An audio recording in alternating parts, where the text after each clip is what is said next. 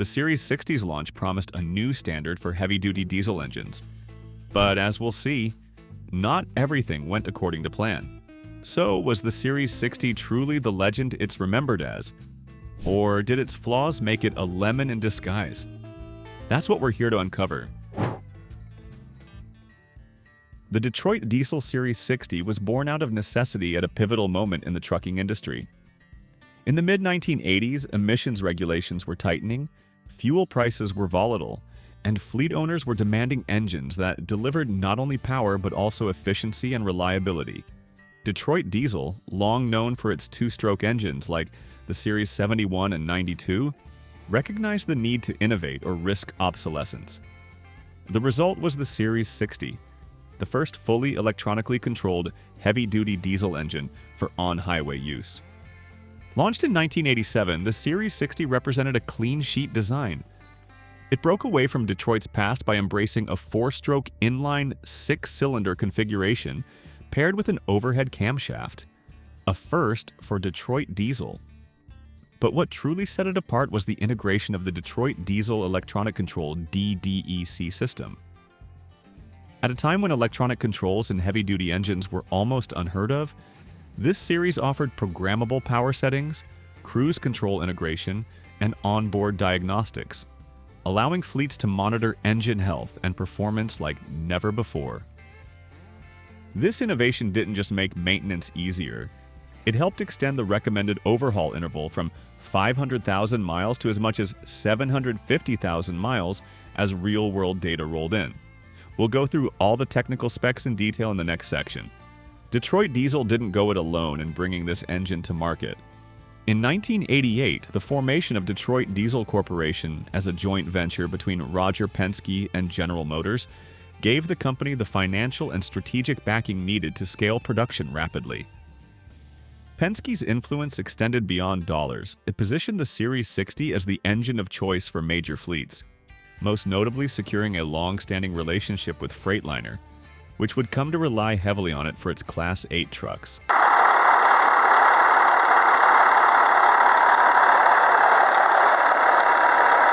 One often debated footnote in the Series 60's origin story is the role of John Deere. While some insiders claim John Deere played a significant role in the engine's development, particularly in shaping its electronic controls and fuel systems, others argue the contribution was minimal. Regardless of where the truth lies, this series emerged as a product of collaboration and forward-thinking engineering at a time when the industry was at a crossroads. From the outset, Detroit Diesel designed the Series 60 to be adaptable. The initial 11.1-liter displacement aimed at lighter-duty applications, but it wasn't long before customer demands for more power led to the introduction of the 12.7-liter variant, which became the most common version found on highways across North America. By 2001, the 14-liter model entered the scene to serve heavy-haul applications where torque and durability were paramount. Despite the differences in displacement, Detroit maintained a high level of component commonality across these variants, streamlining manufacturing and simplifying maintenance for fleet operators.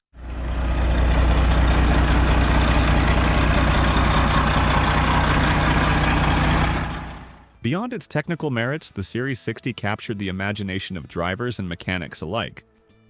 Its combination of electronic sophistication and mechanical simplicity offered something rare: an engine that could be both cutting-edge and easy to work on. The open-source nature of its design, not in a software sense but in the way parts, documentation, and rebuild procedures were accessible, meant that it quickly became a favorite for rebuilders and independent shops. This accessibility would prove critical in cementing its legendary status, as owner-operators and fleet technicians could keep these engines running for decades. Sales numbers underscore the Series 60's success. By 1993, Detroit Diesel was generating over $80 million in revenue from the engine, and by the early 2000s, more than 1 million units had been produced.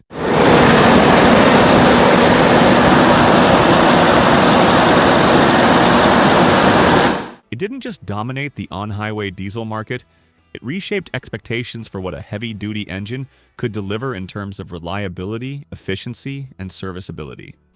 Production of the Series 60 continued until 2011, at which point it was succeeded by the DD-15 and other newer generation engines designed to meet increasingly stringent emission standards. The birth of the Series 60 was more than the launch of a new engine. It was the start of a new era for Detroit diesel and the trucking industry at large, one where electronic controls, extended service intervals, and driver-friendly features became the norm rather than the exception.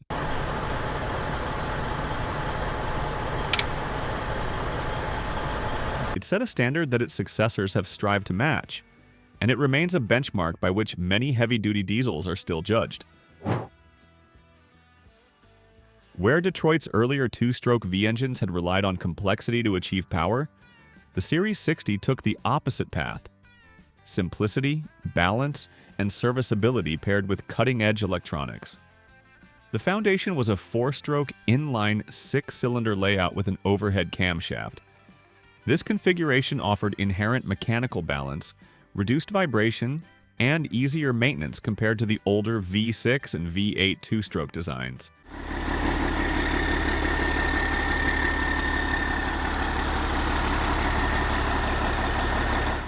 The decision to go with an overhead cam simplified valve actuation, improved timing accuracy, and helped the engine breathe more efficiently.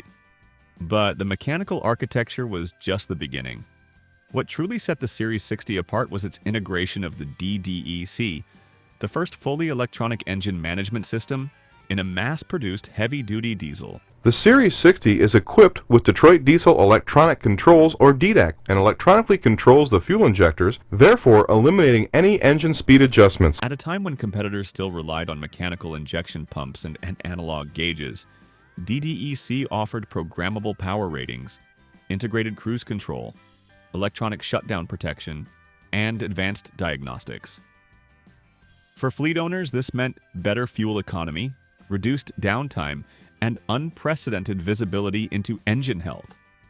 For drivers, it meant smoother operation and features that made long hauls easier. Under the hood, the Series 60 platform scaled to meet a wide range of needs. The 11.1-liter model was designed for lighter-duty applications such as buses and regional haulers. Its smaller bore and stroke, along with a lighter crankshaft and connecting rods, delivered respectable power while emphasizing fuel economy.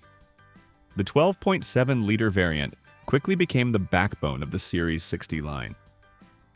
By increasing the stroke while retaining the same bore, Detroit Diesel gave this version the torque and horsepower necessary for most highway applications, striking a balance between durability and fuel efficiency that owner-operators loved. The 14-liter engine, introduced in 2001, represented the final evolution of the platform. Designed for heavy haul and vocational trucks, it featured a larger bore and stroke, heavier pistons, longer rods, and a reinforced crankshaft. This allowed it to handle greater combustion pressures and deliver peak outputs of 515 horsepower and 1,850 foot-pounds of torque.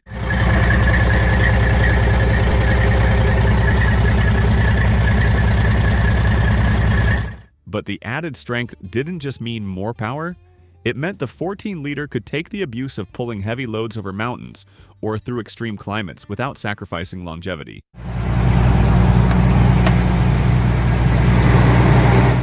Each displacement came with engineering tweaks suited to its purpose.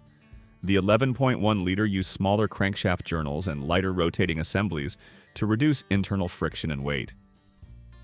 The 12.7-liter, while sharing many dimensions, introduced longer rods and a crank designed to handle higher loads without compromising reliability.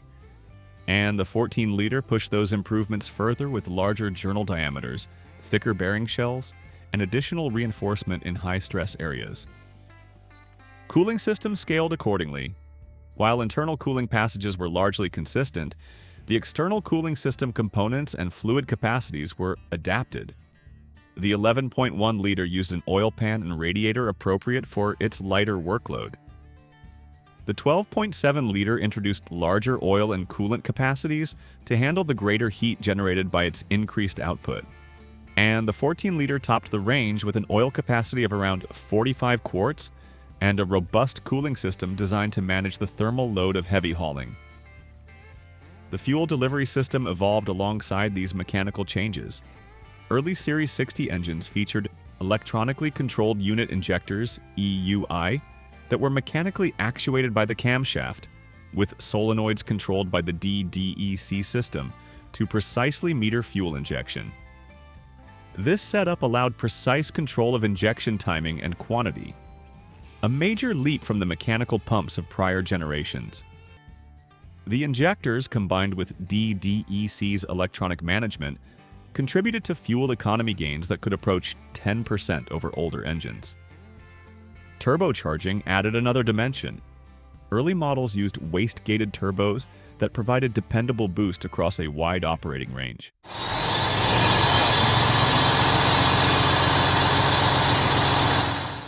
As emission standards tightened, Detroit introduced variable nozzle turbos on later models, aiming to improve low-end torque and reduce turbo lag. While innovative, these turbos added complexity and, as we'll see later, introduced new challenges.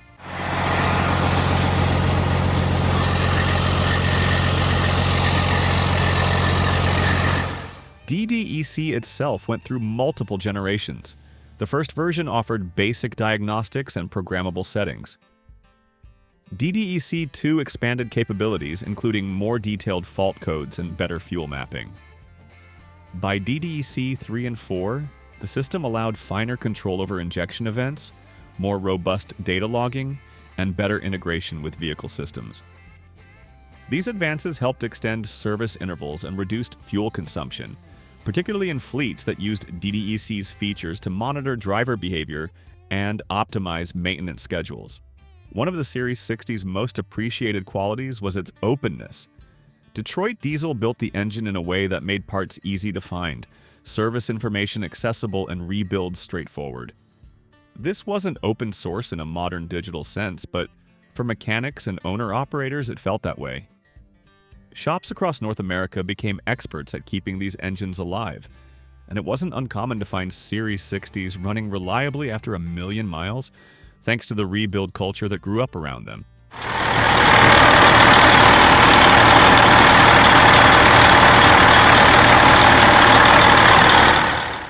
Its reputation for blending performance and practicality made it the engine of choice for major fleets. Freightliner and Penske, among others, adopted it as their standard power plant, reinforcing its dominance in the Class 8 market through the 1990s and early 2000s.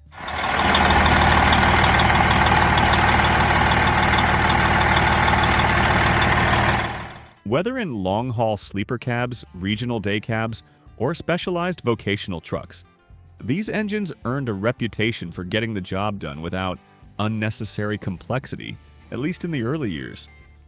Now comes the real test. Let's break down the struggles that made some owners wonder if their Series 60 was more lemon than legend. The Series 60 earned its reputation on simplicity, durability, and ease of maintenance. But as emissions regulations tightened in the early 2000s, Detroit Diesel was forced to adapt the engine in ways that introduced complexity and new points of failure. What had been a model of straightforward design became, in the eyes of many operators, a source of frustration. One of the first major changes was the introduction of exhaust gas recirculation, EGR, to meet EPA standards. This system, designed to reduce nitrogen oxide emissions, recirculated a portion of exhaust gas back into the intake. The concept worked on paper, but in practice, it introduced a range of problems. EGR valves were prone to failure, leaking oil and causing erratic engine performance. The EGR coolers, critical to controlling exhaust gas temperatures, often failed and had to be replaced, sometimes well before the engine's expected overhaul interval, with some units needing replacement multiple times over the engine's lifespan. The addition of variable nozzle turbochargers, VNT, further complicated the picture. Intended to improve low-end torque and reduce turbo lag, these turbos relied on actuators that became notorious for failure. In particular, the air-driven actuators and the control system components like the variable pressure output device, VPOD, became common weak points. When these components failed, drivers could experience sudden loss of power or inconsistent turbo response. Not what you want when pulling a heavy load. Sensor and wiring harness issues added another layer of difficulty. The Series 60's electronic controls, once seen as an advantage, became a headache as the engine aged. Sensors critical to EGR operation, like the Delta P sensor, were prone to failure. Oil pressure sensors often leaked oil or sent false readings, leading to unnecessary repairs or shutdowns. The wiring harnesses that tied these systems together degraded over time, especially in high heat environments, creating elusive electrical faults that could take hours of labor to diagnose. Oil and coolant leaks also became hallmarks of the later Series 60 engines. Common leak points included the oil cooler housings, cam gear covers, and bull gear areas. Front and rear housing oil leaks were especially notorious, often requiring significant labor to correct. While no engine is immune to leaks over time, the frequency and variety of leak points on higher mileage engines added to the frustration. And then there's the issue of parts. In its prime, one of the Series 60's greatest strengths was its openness. Mechanics and operators loved how easy it was to find parts, source rebuild kits, and get documentation. This accessibility helped it earn its legendary status. But as production ended in 2011 and the engine aged, that strength began to erode. Genuine Detroit diesel parts became harder to source, especially for emissions components like EGR valves, coolers, and turbo actuators. Many available parts shifted to aftermarket or remanufactured options, and the quality of these parts could vary widely. A rebuilt Series 60 is only as good as the rebuilder and the components used. For many operators, that's become a gamble. These challenges didn't go unnoticed by drivers and fleet owners. What had started as an engine known for its reliability began to generate unplanned downtime, escalating repair costs and increasing frustration. The gap between the legendary early years and the troubled emissions era models led some to ask the hard question: was this once great engine turning into a lemon? Even today, the Series 60 commands respect in the used market. Fleets and owner-operators often seek out trucks powered by pre-emissions engines for rebuild projects, valuing them for their simplicity and reliability.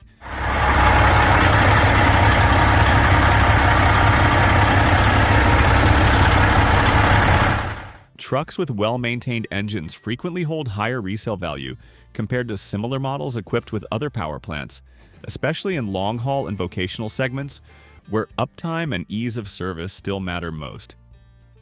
Many buyers actively search for Series 60-powered rigs, knowing that, with proper care, these engines can easily cross the million-mile mark again after a quality rebuild. Specialty applications like glider kits played a major role in keeping it alive well after production stopped. Glider kits, new truck chassis paired with remanufactured pre-emissions engines and drivetrains, allowed operators to legally avoid the complexity and maintenance costs associated with newer emissions technology. For many owner-operators, the Series 60 was the engine of choice for these builds because it offered the right mix of power, serviceability, and parts availability during the height of the glider market. Some builders became known for sourcing and installing these engines exclusively, creating a niche industry that revolved around keeping this platform on the road in new frames. There's also a steady demand for pre-emissions engines in export markets, where emissions rules may be less strict, and in off-road and vocational applications, where durability matters more than meeting the latest standards. From mining trucks in remote regions to agricultural equipment repowers, its reputation for combining power with mechanical straightforwardness keeps it relevant. When Detroit Diesel retired the Series 60, it introduced the DD15 as its successor. The DD15 offered more power, greater fuel efficiency, and advanced emission systems designed from the ground up to meet stricter EPA standards. But it didn't emerge in isolation. Much of its core technology built upon the foundation laid by the Series 60. The DDEC system pioneered on the Series 60 evolved into the advanced control units that now define modern diesel engines. What began as a bold experiment in fully electronic engine management became the norm across the industry.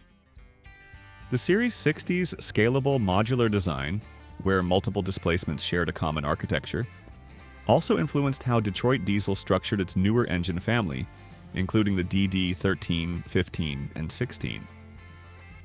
The lessons learned from adapting emissions technology to the Series 60 shaped how Detroit approached the DD series from the ground up, with emission systems integrated from the start rather than added on after the fact. In many ways, the Series 60 served as the proving ground for ideas that became standard in heavy-duty diesel design. So, was it a lemon? I think we have determined that the truth is no. The Series 60 wasn't a lemon. It was a groundbreaking engine that stumbled in the face of new challenges. But its legacy as a legend remains secure.